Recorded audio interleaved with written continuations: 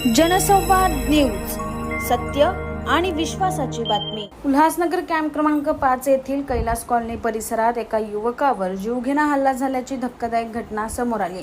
अजय नरेश राव यांनी दिलेल्या तक्रारीनुसार 21 मे रोजी सायंकाळी सुमारे 8 वाजण्याच्या सुमारास ते आपल्या मित्रांसोबत दुचाकीवरून जात असताना आरोपीने त्यांची दुचाकी अडवली। त्यानंतर त्यांना रस्त्यावर पाडून लाथाबुक्क्यांनी व इतर घातक वस्तूंनी मारहाण करण्यात आली। मुख्य आरोपीने आपल्या 10 ते 15 साथीदारांसह अजय यांच्यावर हल्ला करत इतरांनाही मारहाण करण्यास प्रवृत्त केल्याचा आरोप आहे। मारहाणी दरम्यान एका आरोपीने लोखंडी रॉडने अजय यांच्या डोक्यावर वार करण्याचा प्रयत्न केला, मात्र त्यांनी प्रसंगावधान राखत स्वतःचा बचाव केला आणि आरडाओरड सुरू केली। त्यामुळे आरोपी घटनास्थळावरून पळून गेले असता जाताना आरोपीने अजय यांच्या दुचाकीचीही तोडफोड केली।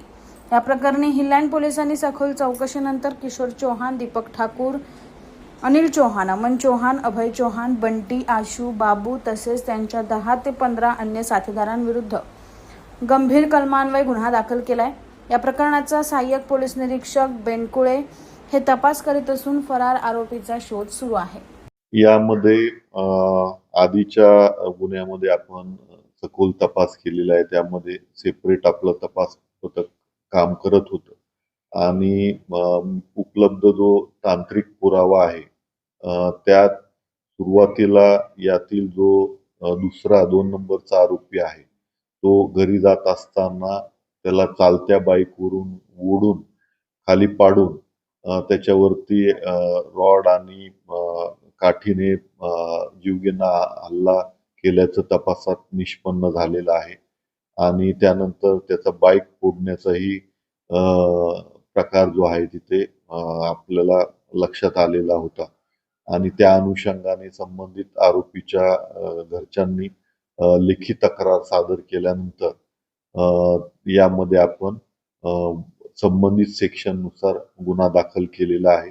यातही तक्रारीची पूर्ण शहानिशा केल्यानंतरच आपण गुन्हा दाखल केलेला आहे। यामध्ये जे आरोपी आहेत त्यांचा नक्की जो रोल आहे तो निष्पन्न करून पुढील तपास जो आहे तो हिलँड पोलीस स्टेशन अंतर्गत विशेष तपास पथक जे आहे ते करत आहे आणि यामध्ये जो काही उपलब्ध पुरावा आहे त्या अनुषंगाने पुढील कारवाई सुरू आहे।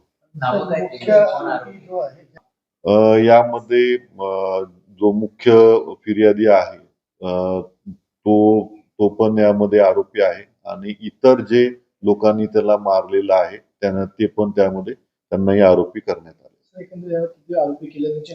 एक 6 ते 8 आरोपी त्याच्यामध्ये आहे आणि ब पत्रकाप्रमाणे आपल्याला जे दिलेलं आहे ती त्यांची नाव आहे। यामध्ये जो मुख्य आरोपी होता त्याच्याकडून आपण अग्निशस्त्र जे आहे ते जप्त केलेलं आहे आणि इतर जे आरोपी आहेत त्यातला निकम आणि पाटील यांचं यामध्ये सहभाग निष्पन्न होता वेपन देण्यामध्ये। जनसंवाद न्यूज, सत्य आणि विश्वासाची बातमी। आजच सबस्क्राइब करून बेल आयकॉनला क्लिक करा आणि पहा ताज्या घडामोडींचा अचूक अंदाज आपल्या मोबाईलवर।